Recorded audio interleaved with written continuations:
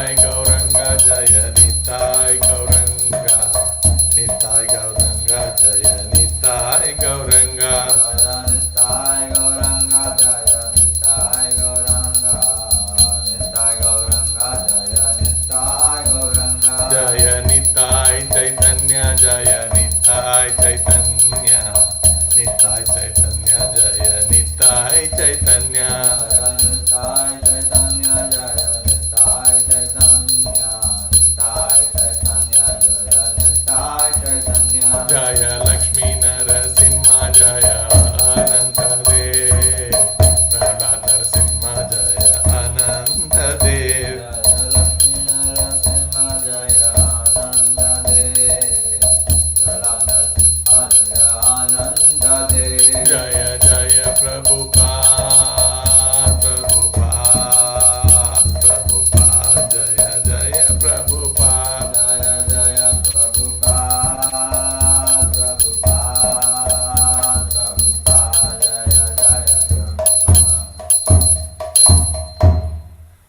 जय ओम विष्णुपाद परमहंस परिव्रजकाचार्य अष्टोत्तर सदस्य श्री मध्व चरणारविंद भक्ति वेदांत स्वामी श्रील प्रभुपाद की जय ओम विष्णुपाद परमहंस परिव्रजकाचार्य अष्टोत्तर सदस्य श्रीमद् भक्ति सिद्धांत सरस्वती गोस्वामी महाराज श्रील प्रभुपाद की जय अनंत कोटि वैष्णव वृंद की जय नामाचार्य श्री हरदास ठाकुर की जय प्रेम से कहो श्री कृष्ण चैतन्य प्रभु नित्यानंदा श्री अद्वैत गदाधर श्रीवासादि गौरभक्त वृंद की जय श्री श्री राधा कृष्ण गोप गोपीनाथ श्याम कुंड राधा कुंड गिरि गोवर्धन की जय ब्रजभूमि श्री वृंदावन धाम की जय मायापुर श्री नवद्वीप धाम की जय मथुरा धाम की जय द्वारका धाम की जय जगन्नाथपुरी धाम की जय गंगा माई की जय यमुना माई की जय भक्ति देवी की जय तुलसी महारानी की जय समवेत गौरभक्त वृंद की जय गौरभक्त प्रेमानंदे हरि हरि बोल All glories to the assembled devotees, Hare Krishna. All glories to the assembled devotees, Hare Krishna. All glories to the assembled devotees, Hare Krishna. All glories, all glories, all glories to Sri Guru and Shri Gauranga. Jai Srila Prabhupada. Om Namo Bhagavate Vasudevaya. Om Namo Bhagavate Vasudevaya. Om Namo Bhagavate Vasudevaya. नारायणं नमस्कृत्य नरं चैव नरोत्तमं देवीं सरस्वतीं व्यासं ततो जयमुदीरये नष्टप्रायेषु अभद्रेषु नित्यं भागवतः सेवया भगवती उत्तमश्लोके भक्तिर्भवति नैष्टकी हरिः ओं तत्सत्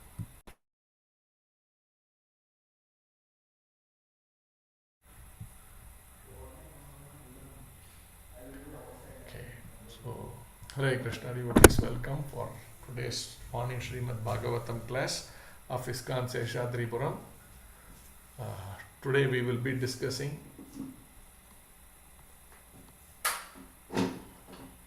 from Srimad Bhagavatam, 4th canto, verse number 26 and 27. Let me share the screen.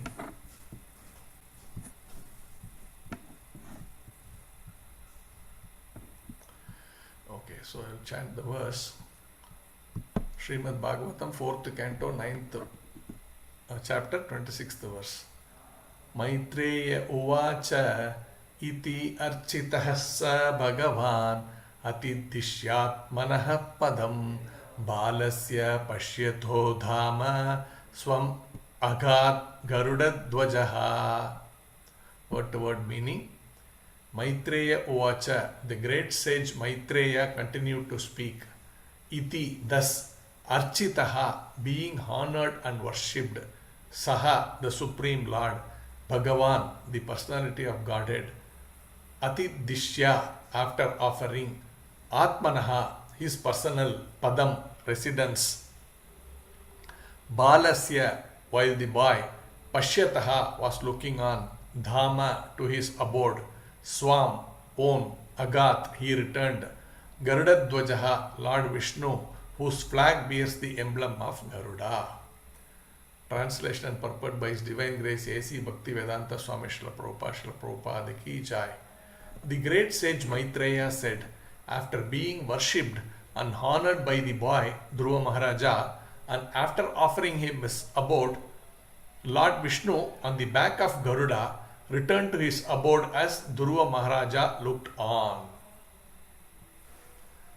Purport: from this verse, it appears that Lord Vishnu awarded Dhruva Maharaj the same abode in which he resides. His abode is described in the Bhagavad Gita 15.6, Yadgatva na nivartante taddama paramam mama. Let's look at the next verse. Srimad Bhagavatam 4th chapter 9th, 4th canto 9th chapter 27th verse. So api sankalpajam Vishnoho padasevo pasaditam prapya sankalpa nirvanam nati prito abhyagat puram. Word by word meaning. Sa, he Dhruva Maharaja, api, although, sankalpajam, the desired result, Vishnoho, of Lord Vishnu, pada seva, by serving the lotus feet, upasaditam, obtained, prapya, having achieved, sankalpa, of his determination, nirvanam, the satisfaction, not, atipritaha, very much pleased, abhyagat, he returned, puram, to his home. Translation and purport by His Divine Grace A.C. Bhaktivedanta Swami Srila Prabhupada ki jai. Despite having achieved the desired result of his determination by worshipping the lotus feet of the Lord, Dhruva Maharaja was not very pleased. Thus he returned to his home. Purport: by worshipping the lotus feet of the Lord in devotional service as instructed by Narada Muni, Dhruva Maharaja achieved the desired result.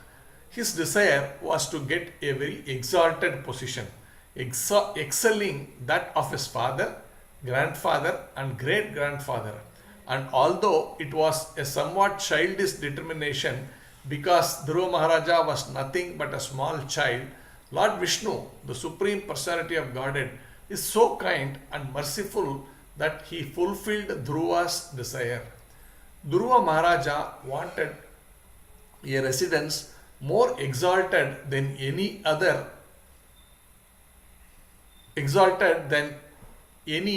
ever occupied by anyone else in his family.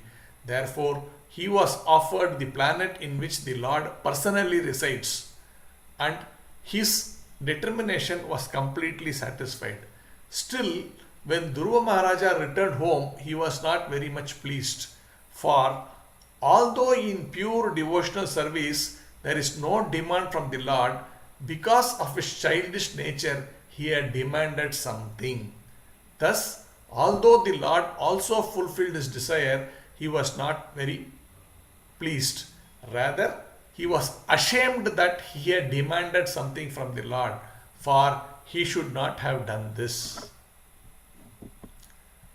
Thus ends the purport by His Divine Grace A.C. Bhaktivedanta Swami Srila Prabhupada ki jai. So, before we continue, let me offer my prayers. Om Agyana Timirandasya Jnananjana Shalakaya Chakshurgulmanitam Yena Tasmai Shri Gurave Namaha Shri Chaitanya Manobishtam Stapitam Yena Bhutale Swayam Rupa Kadamayam Datanti Swa Padantikam Vandeham Shri Guru Shri Yuta Padakamalam Shri Gurun Vaishnavamscha Shri Rupam Sagrajatam Sahagana Raghunathan Vitam Tamsa Jivam Sadvaitam Savadutam Parijana Sahitam Krishna Chaitanya Devam Shri Radha Krishna Padan Sahagana Lalita Shri Vishakan Vitamscha He Krishna Karuna Sindhu Dina Bandhu Jagatpate Gopesha Gopika Kanta Radha Kanta Namostute Tapta Kanchana Gaurangi Radhe Vrinda Vaneshwari Rishabhanu Sute Devi Pranamami Hari Priye Vancha Kalpatarubhyascha Kripa Sindhu Bhaye Vacha Patitanam Pavanebhyo Vaishnavebhyo Namo Namaha Namavom Vishnu Padaya Krishna Preshtaya Bhutale Srimate Bhakti Vedanta Swamin Itinamine Namaste Saraswate Deve Gauravani Pracharine Nirvisesa Sunyavadi Paschatya Desha Tarine Jai Sri Krishna Chaitanya Prabhu Nityananda Shri Advaita Gadadara Shri Vasadi Gaura Bhakta Vrinda Hare Krishna, Krishna Krishna, Hare Hare, Hare Rama, Rama Rama, Hare Hare. Hari Om Tat Sat. Hare Krishna devotees, welcome for today's morning Srimad Bhagavatam class. So today, this verse that we are seeing is from the chapter, 4th canto, 9th chapter, 26th and 27th verse. The canto is entitled The Creation of the Fourth Order, and the chapter is Dhruva Maharaja Returns Home. So we have been seeing in this chapter how Dhruva Maharaj, who's basically a 5-year-old child, gets offended by his stepmother that he was not allowed to sit in the lap of his father, and therefore she even tells him that he is not qualified to sit in his father's lap or occupy his throne, because he was the son of the first wife. But of course, normally in Vedic times, the son of the first wife, the first son of the first wife, is automatically the heir to the throne. But here, because Dhruva Maharaj's father was more favorable to the second wife, and therefore, so he sort of, he could not really protest against his wife's thoughts, and he just kept quiet. And his wife, therefore the second wife, told him that Dhruva Maharaj, that he is not qualified to sit in his father's lap or occupy the throne. And she said, if he has to get that, then he has to go and worship the Lord and take next life, come and be born in her womb, so that she can become the king or sit in the father's lap, like that. So Dhruva Maharaja took that felt he was sort of insulted. He felt pretty bad about the whole thing, that that he is not even able to sit in his father's lap. So he went and asked his mother what he should do, or rather he went crying, and his mother, seeing his situation, asked what happened. Someone told that this happened like this, that's why your son is crying. And then she said, yes, what we can do, our situation is pretty bad. Your father is not favorable towards me, therefore there is nobody to help you. Only the Supreme Personality of Godhead, Lord Vishnu, can help you. So in a way, even the stepmother also said, you have to go and pray to the Lord. So she says, your stepmother said rightly that you should go and pray to Vishnu. So the stepmother's envy, her stepmother's selfishness, in a way, still provided a blessing for Dhruva Maharaj, that he was able to get this message that he should worship the Supreme Personality of Godhead, Lord Vishnu. As a result, then he decided, he asked his mother, where should I go then to worship the Lord? How can I meet the Lord? She said, I heard your father, grandfather, all these people, your grandfather at least, that they go into the forest and then they pray, and maybe there is Vishnu there, like that she says. And therefore he decides to go to the forest. There he meets Narada Muni. It's not like a chance meeting. Narada Muni is a spaceman, that he is, and he can travel everywhere, and he is also a Trikala Jnani. That means he knows what is happening everywhere, maybe past, present and future. Therefore he saw this child going through this experience, and then he personally came to test the boy, to see how determined he was that he is going to the forest. So there he met this boy, and then told him, asked him where is he going. The boy said, I want to meet Lord Vishnu, and how can I do that? So he told, you're a child, okay, these things happen, small child, why are you taking it seriously? But Dhruva Maharaj replied, I am very serious about what I am asking. If you can please help me, please, otherwise I will just move on. So he saw his determination. Narada Muni saw the determination of the child, and then he advised him, you perform the tapasya like this. So after this, the young boy, Dhruva Maharaj, he performed penance for 6 months, very severe penance. And at the end of this penance, or after being pleased, the Lord personally appeared. In just 6 months, Dhruva Maharaj was able to have darshan of the Supreme Personality of Godhead. So the Lord appeared there in front of him. And then at that point in time, this particular verse that we are discussing is in that context of having the darshan of the Lord, the discussion between the Lord and Dhruva Maharaj, what happened. That is what we are discussing here. So I'm just reading the purport, the translation once again for us to get the complete context, and then we will try and understand this.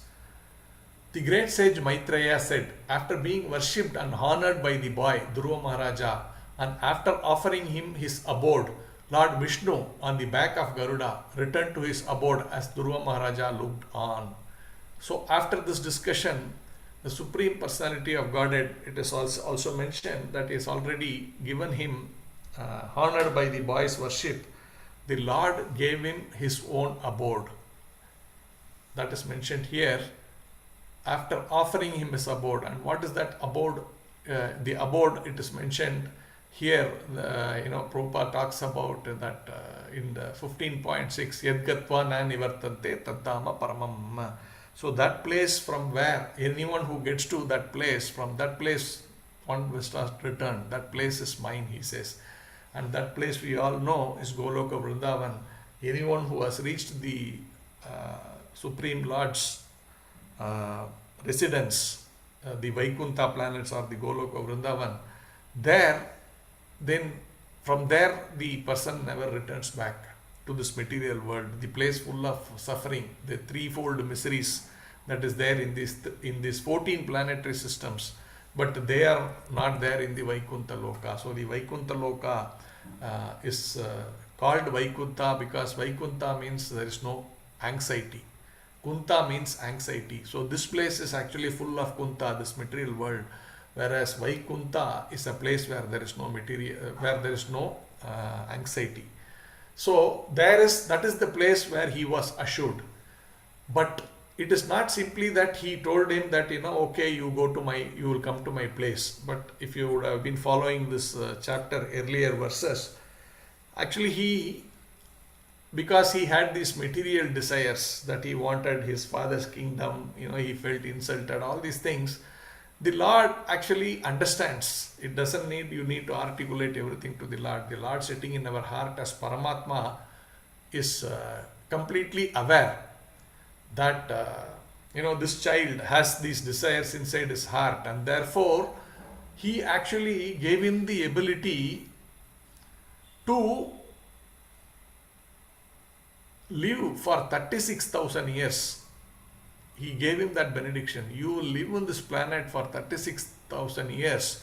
You will be ruling over that planet called Dhruvaloka, which not even the demigods have got the ability to be there. It's a very elevated planet, and all the rishis and all actually pray towards that planet, because that planet is not inhabited by ordinary personalities. Like that it is mentioned.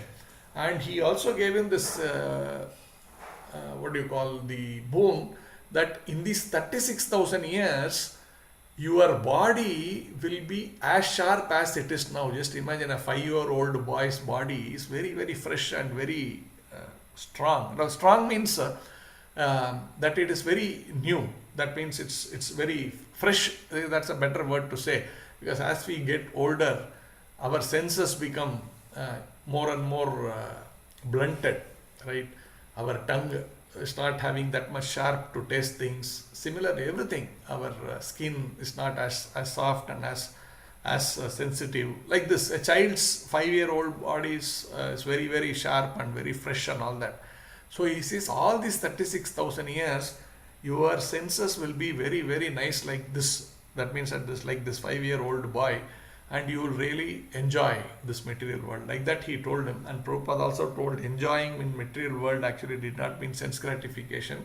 He was also awarded that he will be performing so many yajnas, so many charity and all that, which means he will be performing devotional service for 36,000 years and enjoying that devotional bliss. So that was given like this. But then this verse, the next verse which we are discussing, is where Prabhupada writes a lot of commentary, where this one, the first one, 26th verse, he has not given much of a commentary, other than saying that, you know, the Dhruva Maharaj was offered the Vaikuntha. In this verse, it's slightly very interesting. In this verse, let me read the translation again. Despite having achieved the desired result of his determination by worshipping the lotus feet of the Lord, Dhruva Maharaja was not very pleased. Thus he returned to his home. So after, you know, he's got, right, 36,000 years of enjoyment in material world, and being, and also to to rule over the greatest planet, Dhruvaloka, not an ordinary planet, such a great planet, to be presiding over it for 36,000 years and enjoying all the opulences, you will return back to Godhead. This is the boon. If someone gets something like that, they will be the happiest person in the entire world, right? You know, wow, you know, I get all my enjoyment. I will be in this material world. I will be king of that Dhruva planet, and I will rule over the entire universe in one sense, because he's the top boss of that entire top planet. But after that, also, it's not like, you know, when we go to this these Swarga Lokas, what happens is we are after enjoying the Swarga Loka, we have to come back to this material world and again suffer. So, but here, after enjoying so much, you will go back to the spiritual world. That means you will go back to Vaikuntha, like that. So such a great boon he has got. It's a dream, like dream of, ultimate dream for most materialistic people. Or why, you know, any sometimes even a transcendentalist not at that level will also feel absolutely blissed that, you know, I got such a great benediction. But here Dhruva Maharaj was not satisfied, it is mentioned, and he went home. And Prabhupada writes in the purport why he was not satisfied. So he's saying, he says, thus although the Lord also fulfilled his desire, so he got his desire, so what is there to feel unsatisfied? And he is also awarded Vaikuntha at the end of that enjoyment period of that desire. But he says he was not very pleased. Rather, he was ashamed that he had demanded something from the Lord, for he should not have done this. So this is the most important point that Prabhupada, that we need to discuss. It will be discussed more in the next two verses also. But since Prabhupada, this focus point here in this verse is that one, that the boy was ashamed that he demanded something from the Lord, for he should not have done this. So let us discuss on this aspect.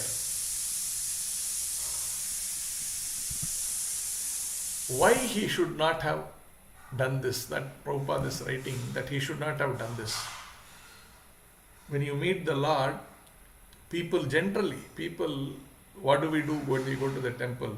Generally devotees don't do like that, but most commonly people do. When they go to the Lord, they just fold their hands, stand in front of the Lord, and what we call prayer, right? The normal people call prayer. If you ask them what is your definition of prayer, they will say prayer means I will tell the Lord, oh my Lord, I need this, I am having this problem, I am having that problem, I want your help to solve these things, right? Like this. So this is prayer according to normal man. But the real thing is when devotees go, when pure devotees go in front of the Lord, they don't do this kind of prayer, asking for something from the Lord. Oh my Lord, give me my bread and butter. No, that is not the prayer to be done. So here Dhruva Maharaja felt that because of that, what he had in his mind that he wanted to ask, the Lord understood that and he gave him that. So he felt, I am ashamed of this, what I have asked. which I should not have done. That means pure devotees do not ask anything from the Supreme Personality of Godhead. So that is mentioned that real prayer is actually only means glorify the Supreme Personality of Godhead. One should look at the deity of the Lord, or here the Lord has personally come, then you should glorify the Lord about His beauty, about His greatness, about the philosophy of the Lord being so merciful on the living entities, how He has created this entire universe to satisfy the envious nature of the fallen soul, but still how the Lord is so merciful that He has given all these things. There are millions and trillions of things to talk about the greatness of the Supreme Personality of Godhead. So that is a prayer to offer to the Lord, saying, you are such a great personality. This is glorifying the Lord. But in this case, the boy felt, Dhruva Maharaj felt that he has actually asked for his sense gratification, and therefore that is not something to be done. Not something to be done means pure devotees don't do that. That is not the highest devotional service. Highest devotional service is simply to ask for service to the Supreme Personality of Godhead. There are two verses Prabhupada is quoting elsewhere. Actually he is talking about the Kulasekara Alvar in that Mukunda Mala Stotra. So he is actually praying, my dear Lord, I don't want any position of sense gratification within this material world. I simply want to engage in your service perpetually. So this Kulasekara Alvar, I have talked about this pastime many times. This Kulasekara Alvar or Kuresha,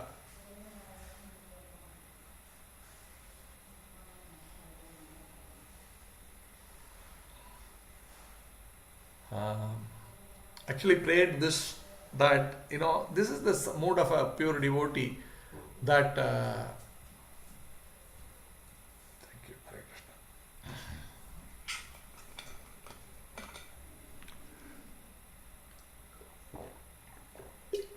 Hare Krishna. So this pure devotee says, when he took darshan of the Supreme Personality of Godhead, he said, I don't want anything. I don't want any material benefit. All I need is service to your lotus feet. Similarly, if you see Chaitanya Mahaprabhu has actually left in writing only the Sikshashtakam. If you see in the Sikshashtakam, there are two verses which actually related to this, what we are not just now discussing, or what Kulasekara Alvar prayed. Here in Sikshashtakam, the third verse, Trinadapi Sunichena Taroropi Sagishtuna Amanina Mana Denena Kirtaniya Sadahari. One should chant the holy name of the Lord in a humble state of mind, thinking oneself lower than the straw in the street. One should be more tolerant than a tree, devoid of all sense of false prestige, and should be ready to offer all respects to others. In such a state of mind, one can chant the holy name of the Lord constantly. Okay, this is in one sense devoid of all sense of false pride. That is one important thing in this one. But the next verse is the most important one in relation to what we are discussing, where it says, Nadanam na janam na sundarim kavitam va jagatisha kamaye mama janmani janmanishware bhavatat bhaktir ahaituki twayi. O Almighty Lord, I have no desire to accumulate wealth, nor do I desire beautiful women, nor do I want any number of followers.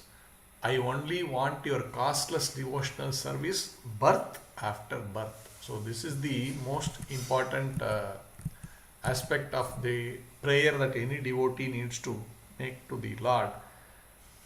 Because at the end of the day, all these things that we are getting, even Dhruva Maharaj, just take this example itself, that 36,000 years of enjoyment in this material world.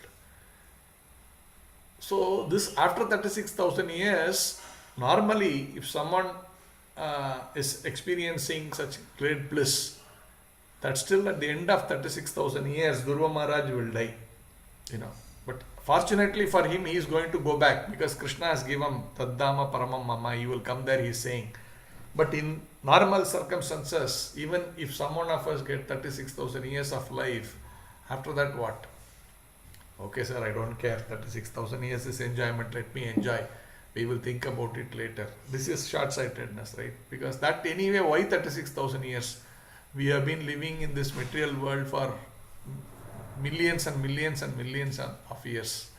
And of course, there has always been a lot of enjoyment also, that is sense gratification. And there has also been a lot of suffering.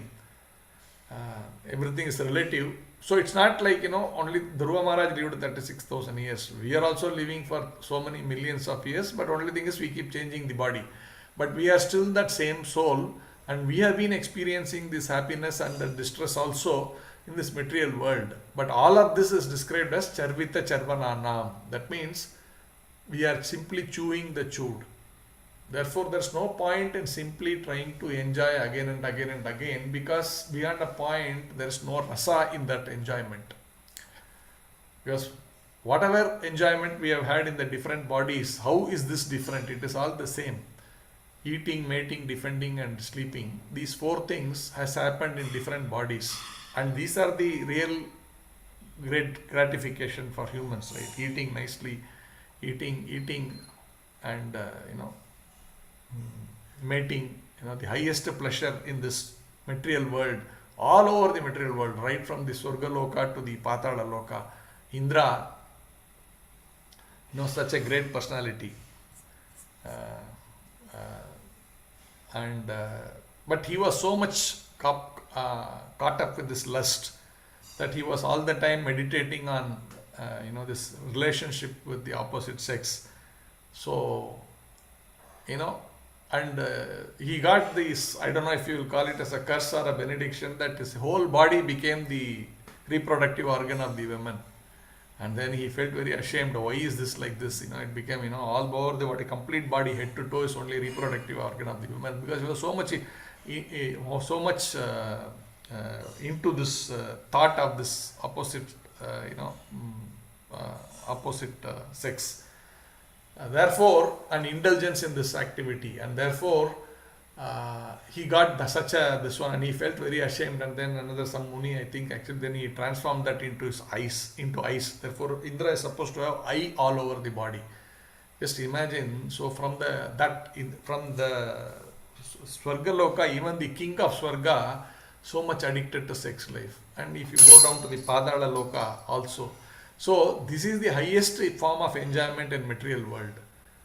And again, the sleep. People are so much interested in sleeping nicely, right? Different comforts in sleep. And protection, that, we try to save ourselves. We have so many different,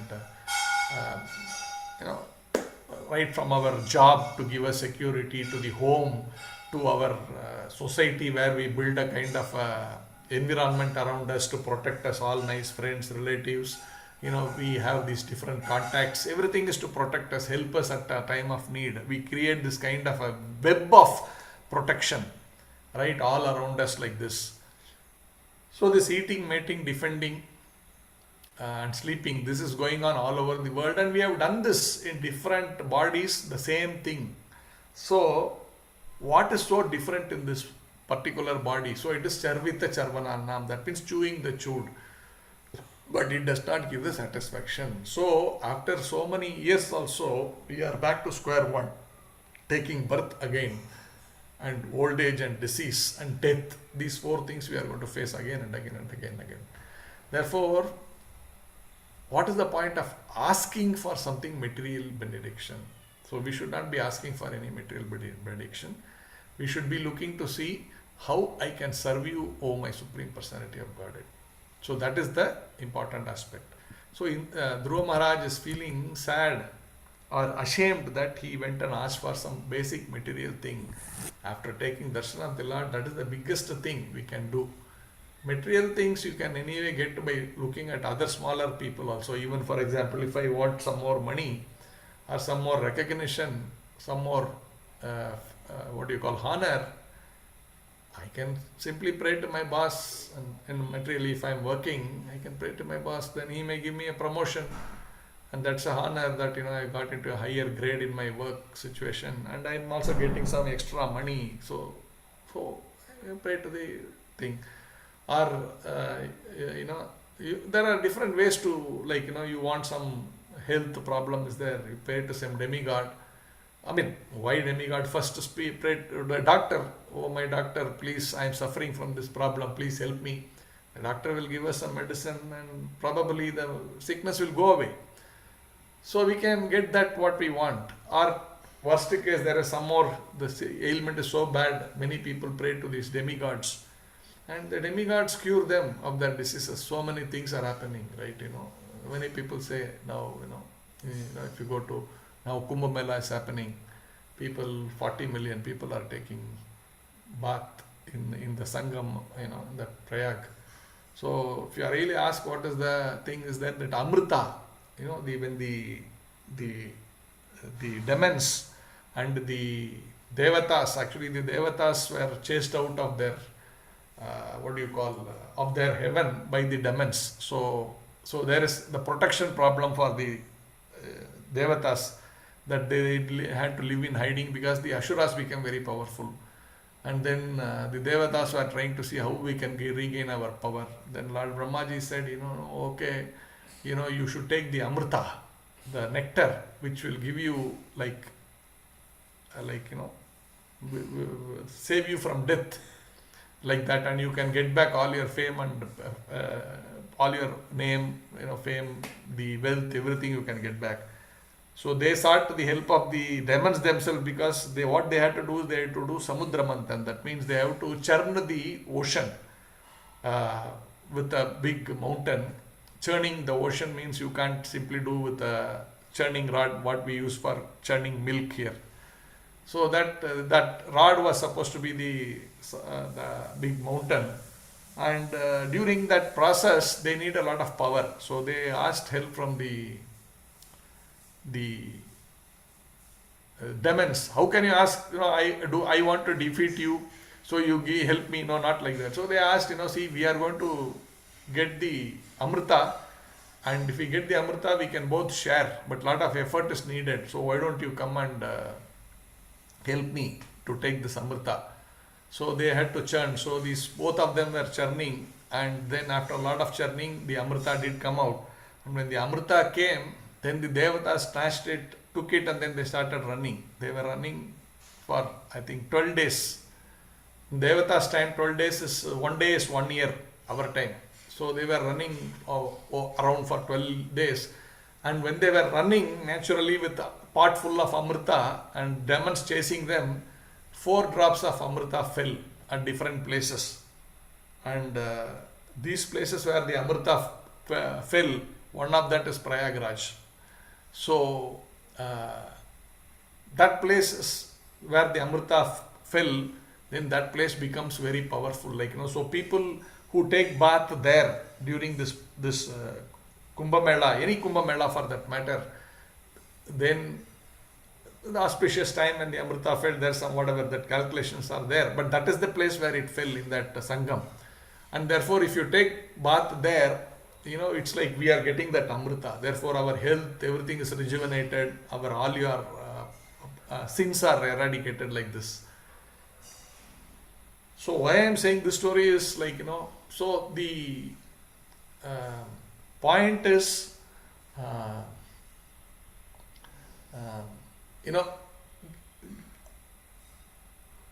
the idea is about removing all our sins. The idea about is getting our health recovered and all that. So you go and pray like this, you will get all these benefits. But at the end of the day, death will also come. Even Brahma has to face death. So when death does come, then everything back to square one. Again, we have to start over all our journey. So therefore, the idea is we should not be asking for anything material. But on the other hand, we should look to serve the Supreme Personality of Godhead. Now, in that context, okay, this is fine, but how I should, there was one more verse which I thought I would discuss, because that's a very important verse. which is talking about what is actually the mood of our devotion to the Lord.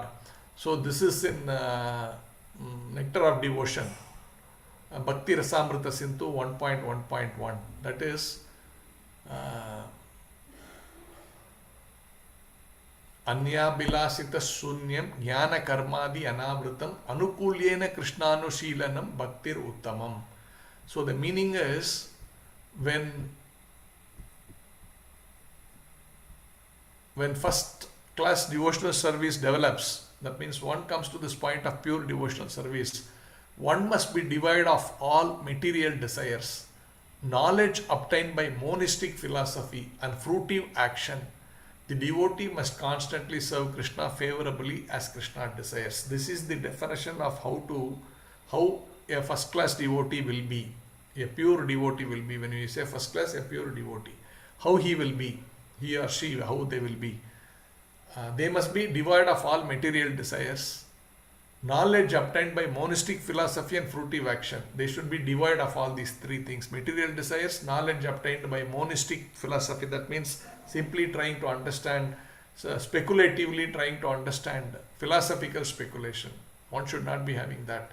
Or one should not be looking for fruitive action, that means karma kanda. That means I do some yajna, do some this one, try to get some boon, and with that boon enjoy material life. So that should be devoid. The idea should not be for material sense gratification at all, either mind or body. Monistic philosophy gives gratification to the mind and the intelligence and mind, and the other fruitive actions give gratification to the senses. So these three should be avoided. Material desires altogether should be avoided. And they should be constantly serving Krishna favorably. Favorably means in a friendly mood, not in a negative mood. Oh, just imagine the mood of all the gopis, the mood of the gopas, the parents of Krishna, Yashoda Mai, Nanda Baba, like that. The mood is always thinking favorably. Oh, my child, oh, my son, oh, my friend, oh, my lover. This is the mood. Oh, my master, like Hanuman was praying, oh, my master, like that.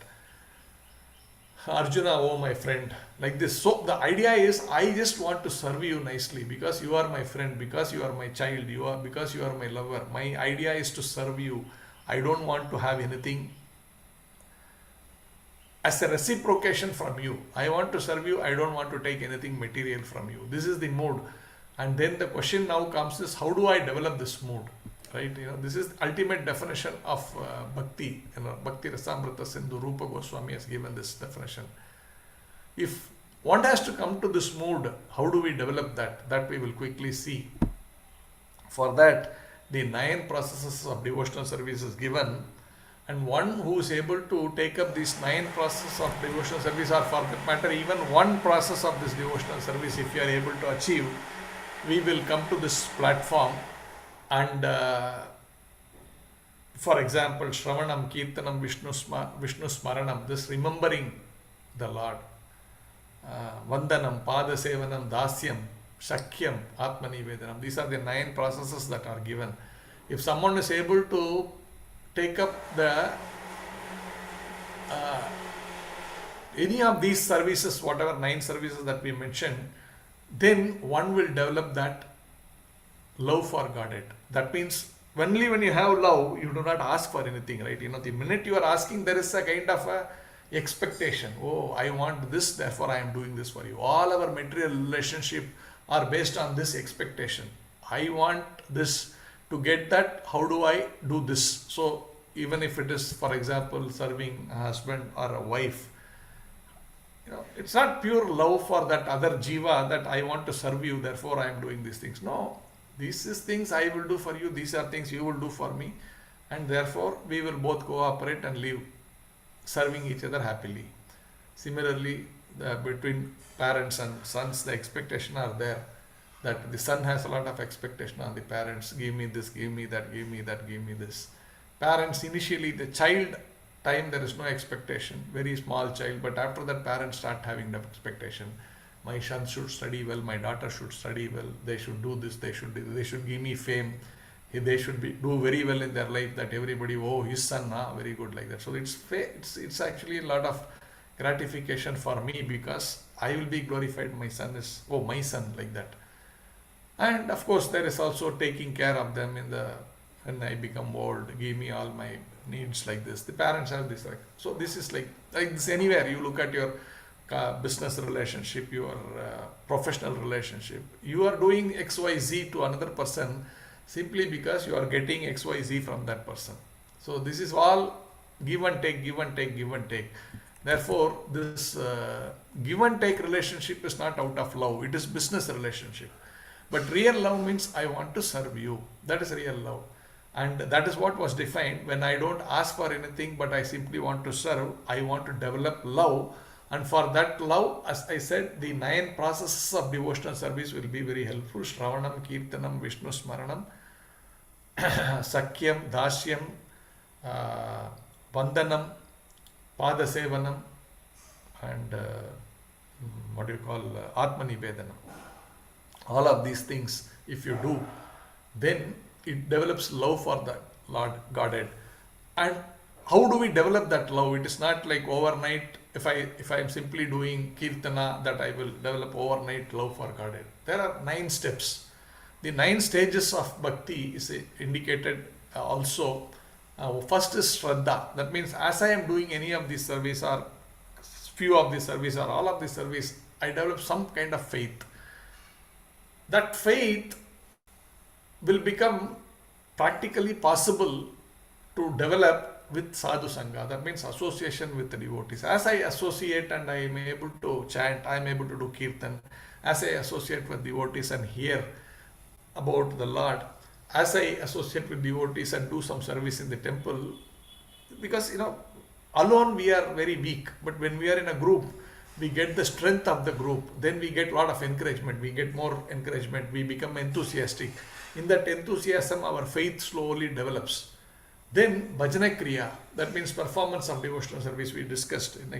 With the faith, we do associate with devotees and do service. That is Bhajana Kriya, the 9th devotional process. As you do this, as we keep doing this, then our anarthas get nivarti. Nivarti means the anarthas we get cleansed up. They are rectified. Our anarthas are rectified. Anartha means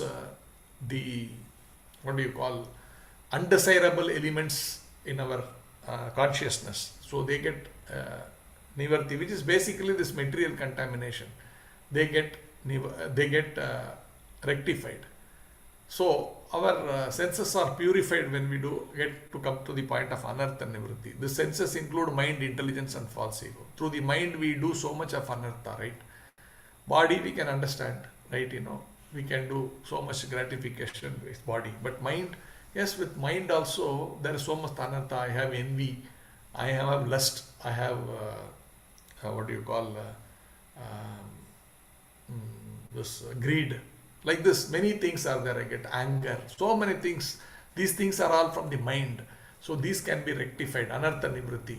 And when one is doing with faith in the association of devotees, devotional service, slowly the anartha nivritti happens. And when anartha nivritti is happening, and we continue to do the service, it becomes steady. That is called nishta.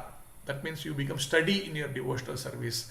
Your anarthas are reducing, therefore you are able to do this much better. That nishta, the steadiness comes, because we are not able to do steadily devotional service today, if you really look at it. Because there is so much of anartha in our self, and there is so much of conditioning also.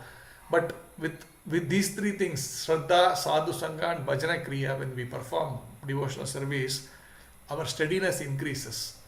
And as we do steadily devotional service, what happens? I develop ruchi. Ruchi means taste. I develop taste. As I develop taste is one level, attachment is next level. Like sometimes I develop a taste, but attachment is like, I now want to do it more often. Okay, ruchi is okay, I say, this is nice, I say that. But ashakti is attachment, means, wow, this is so nice, I want to repeatedly do this. That is attachment. We get attached to doing that service nicely. Oh, I want to do kirtan, I want to listen to class, oh, I want to give class, I want to uh, you know, take a preaching service. These are getting more attached to that. So you commit more and more time, you commit more and more effort, you commit more and more resources to doing that service. This is Ashakti. And as we are doing this journey of attachment to this service that we do in Ruchi, we get Bhava. Bhava is love of Godhead. That means at this point in time, all up to this Anartha Nivritti, Nishta, even Ruchi, even Ashakti, we do under called regulation. We are sort of doing these things as a sadhana bhakti. That means, because initially it's more like, I have to do today. I have a class between 8 and 9, so I somehow have to come and sit, right? Whatever me think, yeah, I have attachment to giving class. I have an attachment to talking about Srimad Bhagavatam, but still, like, oh, today I have this also, that also there. How do I do this? Maybe shall I ask someone else to give class today? These kind of things come. But Ashakti is also there. But then this is all again regulation. But I have to give class, that regulation is there. So okay, I will do it. Even though I have some attachment, even though I have some ruchi, I may also have ruchi for other things. Oh, I have to do this. I may try to sometimes prioritize other things than this. So that is there. But when you come to this bhava stage, you are in a kind of a love for that. Then you will say, oh, but I love this. Who will do if I don't do? I have to do. That mood will come. This is for my Krishna, for my temple, for my Jagannath. Who will do? I only have to do. So like that mood will come. That is love for God. And we develop that love. So from here to prema is the next transition. Prema is pure love, where you are 24/7. But bhava is maybe, it is there. Majority is there, but there is always a little bit of this one. So like that. But bhava is the first preliminary stage, and then you get to that pure love of Krishna, where the pure devotee is situated. So here, Dhruva Maharaj had not wished for pure devotional service, but he asked for, or at least in his mind he had that desire for sense gratification, which the Lord understood and granted. And therefore Dhruva Maharaj is feeling uncomfortable that, I have actually asked for something, but I should not have asked. I was not in the mood of pure devotional service. Therefore, he was not satisfied. So with this, we will come to the conclusion. If there are any questions or comments, welcome. Hare Krishna.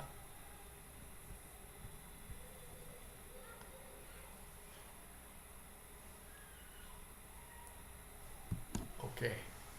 So if there is nothing specific, thank you, Mataji, for attending. And I am hoping devotees Thank you, Prabhuji. It was a really great session. It was a very nice session. Thanks a lot. Such a great session. Thank you so much. Thank you very much for attending. So thank you, Prabhuji. Those who see on the web later, thank you for watching this anytime. Sure. Hare Krishna. So Hare Krishna, Prabhuji. Sure. Thank you, Prabhuji. Thank you. Hare Krishna. Hare Krishna.